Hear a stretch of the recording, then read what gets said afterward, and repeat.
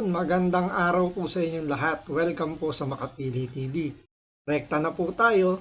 Magbalik tanaw po tayo dun sa nakarang taon kung kailan po sumambulat po sa pagmumukha ni Bongbong Marcos yung issue ng flood control. Kasi kung titingnan natin ngayon kumbaga aaralin nyo yung nangyayari ngayon sa social media, huminto na po ang issue ng flood control.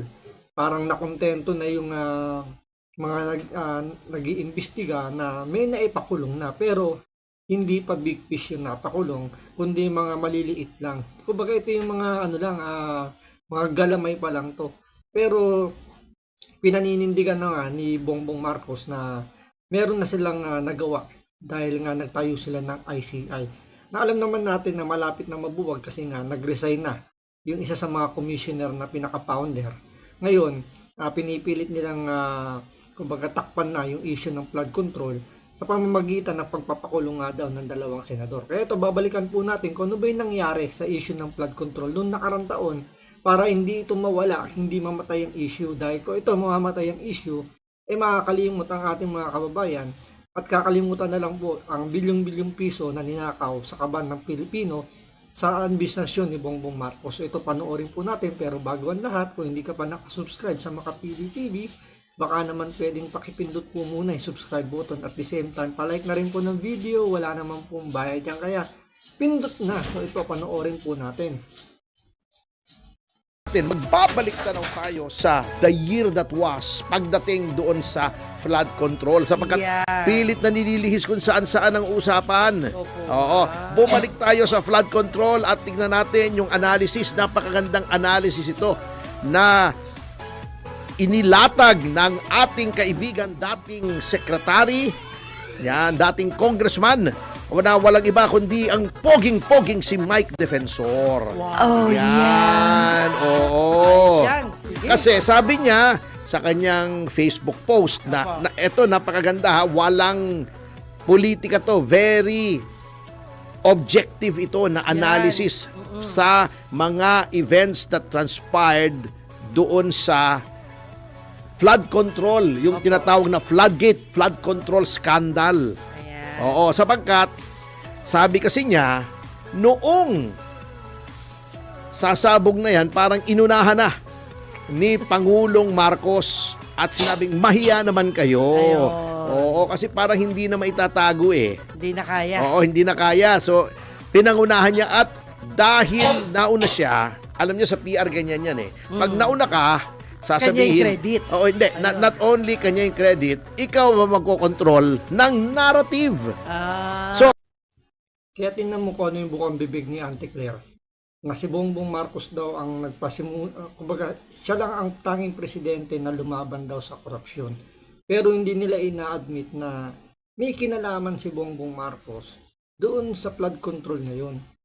Ipagyayabang mo yung flood control project nang wala kang kinalaman, tapos nung sumambulat na sa panganya na napakalaki pala ng korupsyon sa flood control, biglang iiwas niya yung sarili niya, sasabihin niyang mahiya naman kayo. Samantalang siya pumipirma diba, ng budget.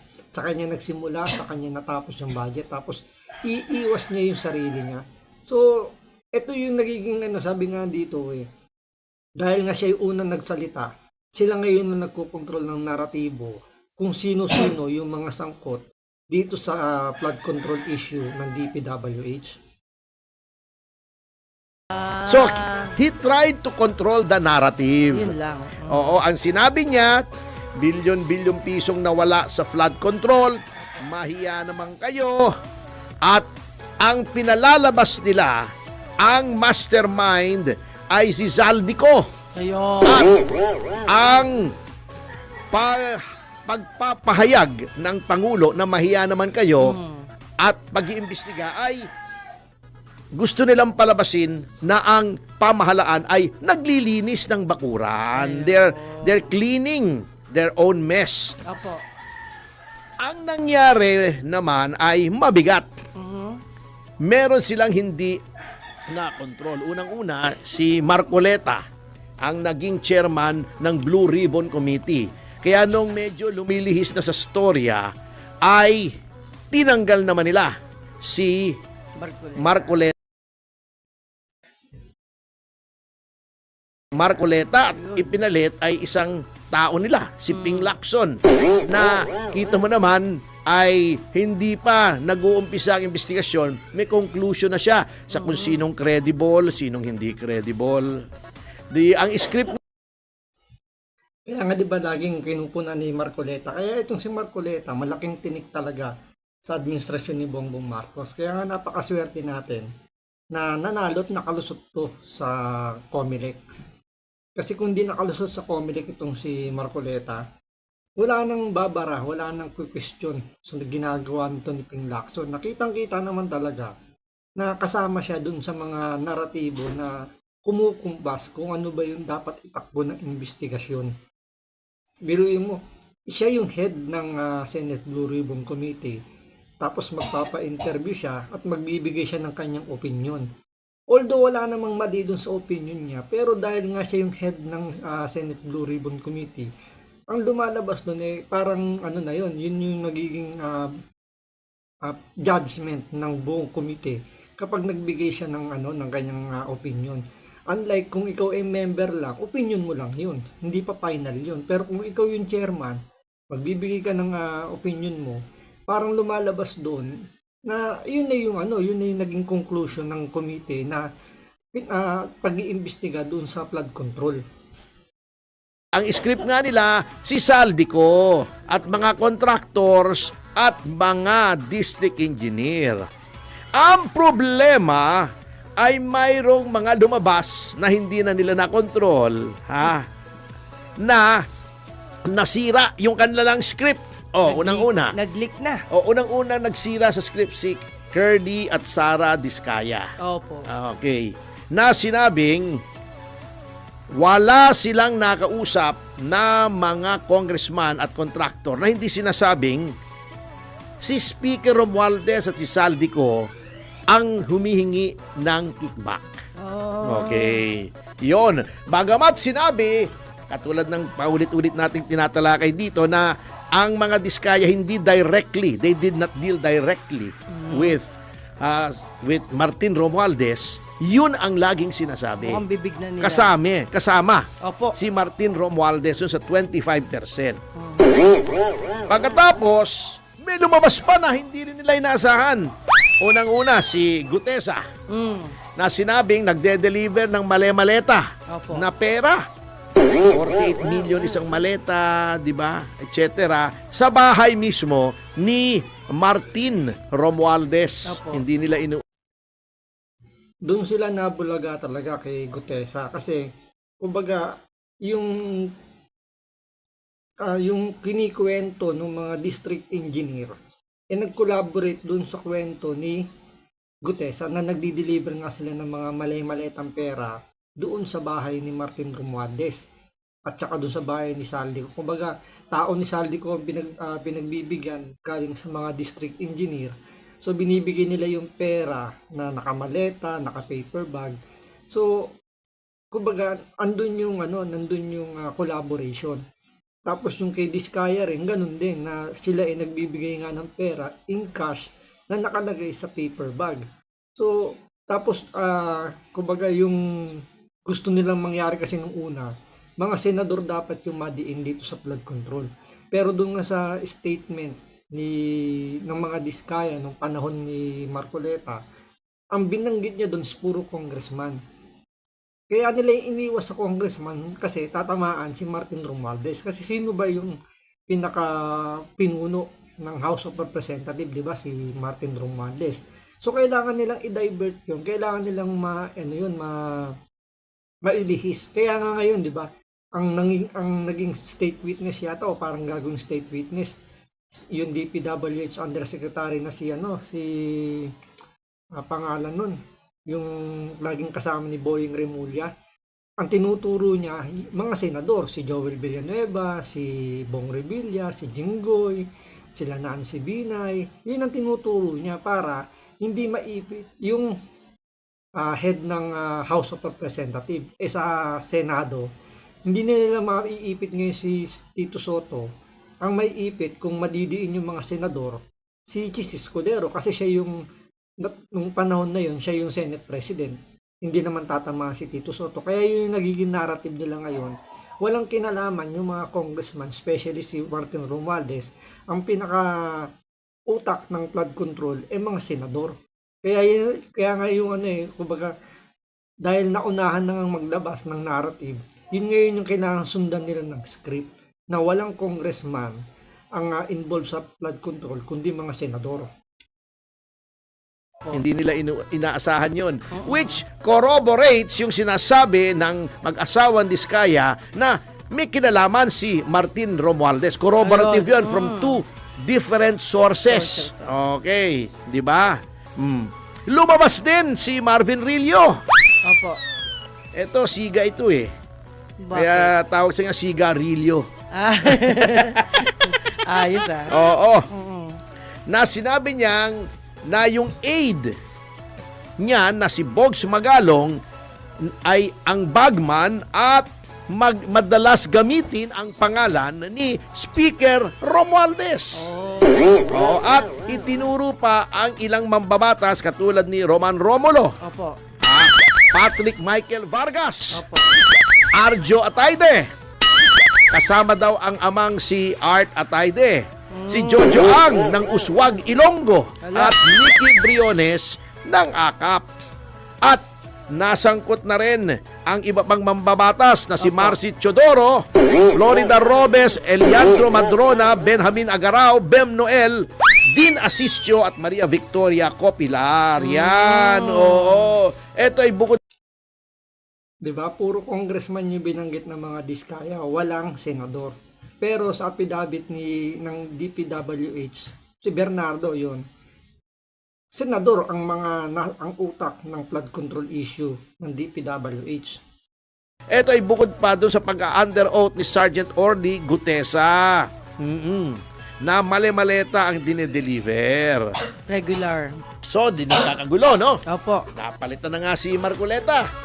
Kinokontrol pa nila. Ang hindi nila inaasahan ay si Saldico na patuloy nilang iniipit na gusto sana nila na ito ang umako ng lahat ng kasalanan ay bigla nagsalita. Ala.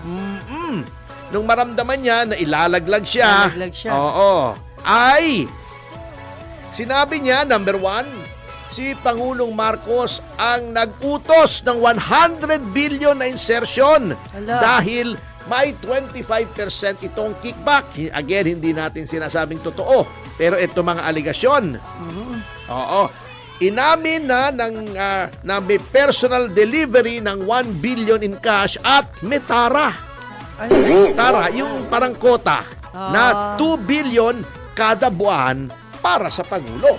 O tama, yung sinasabing 25 billion na kickback sa 100 billion kasi kung 2 billion a month, 24 billion a year. At yung 1 Diyan nawindang ang grupo ni Bongbong Marcos nung lumabas si Saldico. Diyan din nahinto na yung pag-iimbestiga ng Senate Blue Ribbon Committee kasi hindi na nila makontrol yung mga ilalabas pa ni Saldico. Kung itutuloy kasi nila yung pag-iimbestiga at iipitin lang nila si Saldico. Kumbaga mas dadami pa yung ilalabas ni Saldico o mas lalo pang maiipit si Bongbong Marcos. Pero pansinin nyo, simula nung tumigil yung pag-iimbestiga ng Senate Blue Ribbon Committee, tapos nung naglabas din ng video si Bongbong Marcos na binablackmail nga daw siya ng abogado ni Saldico, huminto na rin yung paglalabas ni Saldico ng video. Hindi kaya nagkabayaran na, kaya tumigil si Saldico sa paglalabas niya ng video kasi sabi ni Bongbong Marcos nun, wag lang daw kansilahin yung kanyang passport kumbaga yun yung bargaining chip nila, yung wag cancel ng passport, mananahimik na si Saldico. Nanahimik si Saldico ngayon. So ibig sabihin ba bumigay o binigay na ni Bongbong Marcos yung gusto ni Saldico para hindi na to kumanta at hindi na magbigay ng kung ano pang mga statement na magdidiin pa rito kay Bongbong Marcos. At yung 1 billion palang dineliver ay mukhang paunang bayad, sabi ni Saldico. Okay. Nasangkot na rin si First Lady. Opo. Meron daw ibinigay sa customs ng 11 billion na kaugnay sa sugar importation kay First Lady. Sabi lang yan, sinabi lang niya naman ha. Opo. Hindi natin sinasabing totoo. Ha? At mayroon daw sindikato ng smuggling sa sibuyas at bigas, Yes, opo. sigarilyas at mani, sitaw, pataw, patane. Ito ang malupit, pati First Lady sangkot dito sa kalakaran ng korupsyon sa administrasyon ni Bongbong Marcos. So, ibig sabihin, the family that corrupts together stay together. So, mula kay Bongbong Marcos, asawa niya, kay Sandro Marcos, hanggang kay Martin Romualdez, magkakajaming sila sa pangungurap sa gobyerno natin. So, talagang stay strong sila. Opo. Hindi mo kasama sibuyas at Nangyari bigas yun. lang ha. Baka maniwala sila. Pati sigarilyas at Hindi mani. pa bahay kubo yan. Hindi pa. Hindi pa bahay kubo. Opo, hindi pa. Oo, mabigat. Oo, pero mabigat ha. Mabigat na yun. Ano ito? Bahay buo. Hindi kubo. Nabuo sila eh. Bahay. Nabuo ni Saldico. Oo nga. Okay. Oo. Ngayon, siniwalat na rin ni Saldico na 51 billion ang insertion ni Oo. Ferdinand Alexander na mas kilala sa pangalang Sandro Marcos. Wow. Ngayon, nasira din ang script ni Pangulong Marcos sapagkat sinabi ni Saldico na yung salaysay ni Yusek Bernardo na ang delivery ay 25 billion, ang total palang delivery ay 52 billion. Billion ang Ala. pinag-uusapan natin Opo, dito ay opo. hindi milyon. Amo, pag ini-imagine ko, Opo. hindi ko ma-imagine gaano kalaki itong peran to eh. Opo. Hanggang milyon lang tayo eh. Ayun. At hanggang milyon, ano lang, pa konti-konti lang. Konti-konti. Oo. Ito, bilyon na ito. Ala. Imagine ang 1 bilyon ay 1,000 milyon. Grabe. Imagine mo kung gaano karami yung 52 billion. That's 52,000 million. Wow. Isipin mo, no, 52,000 na 1 million. Ganun karami. Kung ibibigay mo sa isang pamilya, yung tigi 1 milyon, edi meron kang natulungang 52,000 na pamilya na umangat ang buhay. Ngayon, kung hahatiin mo sa dalawa, yung let's say 500,000 ibibigay mo per family.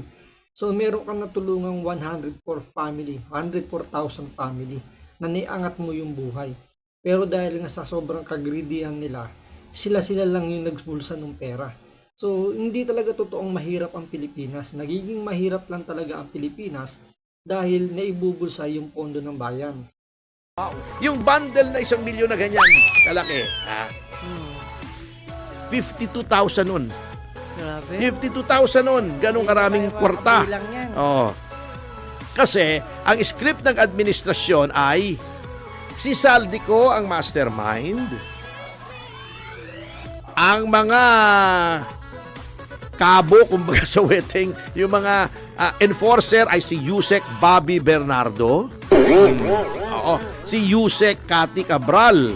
At ito pa ang mabigat sa ginagawa ng administrasyon para malihis kay Pangulong Marcos, kay Ferdinand Martin Romualdez, kay Sandro Marcos, at saka kay First Lady, yung mga alam nila. Kasi nagpe-prepare na yan eh. Opo. Obvious naman eh. Kasi nakikita naman natin yung sinisiwalat ni Representative Lebiste na yun ang panunuhol na inumpisahan na ng tigda 2 milyon. Pasko pa lamang yun ha. Tig 2 milyon. Ay para sa impeachment yan. At para yung impeachment ay Opo. maging liyamado sila pagdating sa Senado kasi sigurado na yan eh. Opo. Sa Kongreso. Marami dyan, may mukhang pera eh. Sa Kongreso. Ang mga tinarget naman nila, kita mo yung alam nila na anti-impeachment, si Chis Escudero, si Jinggoy. At dinawit pa nila yung mga iba para hindi halata. Si Bong Revilla, si Nancy Binay, pati Grabe, si Grace Poe. Di ba? Ngayon, pinalabas din nila si Henry Alcantara. Na nagsole ng 181 million. Binibili ang witness protection kaya hindi walang restitution eh. Di ba? Yan yung pinangangalandakan ni Boying Remulla nung siya yung DOJ secretary. na kailangan muna daw magbalik ng pera yung mga diskaya bago sila mapasok sa Witness Protection Program. Ayaw bang magbigay nga ng mga diskaya dahil nga wala naman sa batas yun. Pero ipinipilit ni Boying Remulla. Ngayon, si Henry Alcantara at si Yusek Bernardo, si yung isa pang district engineer, si Bryce Hernandez, nagsauli na ng pera, pati ng mga mamahaling sasakyan. So possible sila yung mapasok sa state witness. Kaya ang nangyayari ngayon, kung ano yung sasabihin ng mga nagsauli ng pera, yun ang pinaniniwalaan ngayon ng DOJ. Kaya ang nadidiin ngayon, si Bong Revilla, si Jinggoy Estrada, si Villanueva. Kaya nga yung taktika na to nakadikit sa impeachment. Bakit nakadikit doon? Isipin mo ilan ang hindi makakaboto sa pagdating ng impeachment sa February kung matutuloy yung pagsampa niyan. Kung hindi makakaboto si Jinggoy, hindi makakaboto si Joel Villanueva. Tapos si Senator Bato ngayon nagtatago dahil nga itong sa kalokohan ni Boying Remulla dahil sa warrant of arrest ng ICC. So isipin mo, -3 kagad sa boto sa pagbabasura ng impeachment sa Senado. Tapos kung matutuluyan pa si Chis Escudero, so 4 na kagad ang mawawala. Tapos tinatarget pa ngayon si Bongo. So yan yung mga tinatarget nila ngayon na hindi makaboto itong mga senador na to para may sakatuparan nila yung pagpapatalsik kay Vice President Sara Duterte.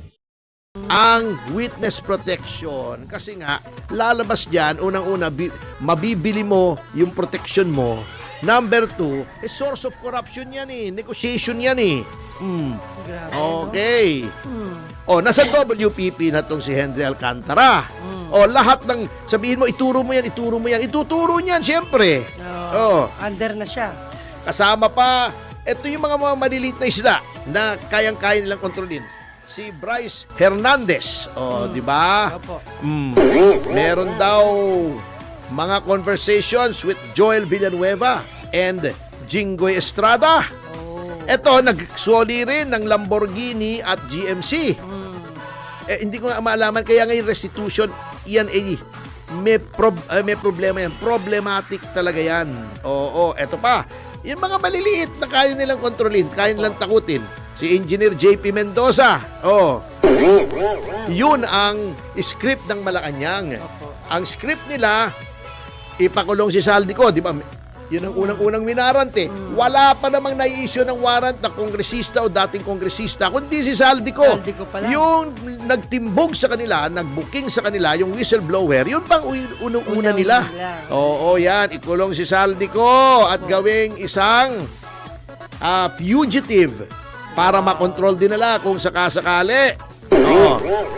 Yung mga diskaya, hindi tinanggap sa witness protection. Si Gutesa, sinisiraan. Pati si Leviste ngayon, sinisiraan lahat ng naglabas ng ebidensya na nagtuturo sa Malacanang at sa First Lady at kay Martin Romualdez at kay Sandro Marcos. Sinisiraan nila at gagamitin nila yung mga kontrolado nila, ng mga natatakot nila, na-intimidate nila mga witnesses katulad ni Hernandez, Bernardo, etc.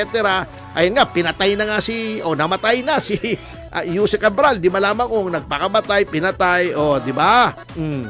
Ngayon, sa gitna ng lahat ng yan, mukhang tuloy-tuloy ang impeachment Kasi yun nga sinasabi ni Representative Leviste na 10 billion ang itinaas si MOOE. Ano yun, di ba? Maliwanag ng panuhol yun di ba? Oh my God. Maintenance, operating, and other expenses. Bawat congressman meron yan. Di ba? Pambayad ng mga consultants. Madaling. At take note, ibinigay yan December. Ayaw nilang tanggapin na na Christmas bonus. Yan daw MOOE. At yan daw yung ginagamit para sa kanilang daily na expenses o yearly, mga ganun sa mga expenses nila. Pero yan ay ginagamit din as source of corruption, pang bribe sa mga congressman para bumoto sa impeachment ni Vice President Sara Duterte ngayong February 2026. So hanggang dito lang po muna. Maraming salamat po sa panonood. Ingat po kayo lagi. God bless.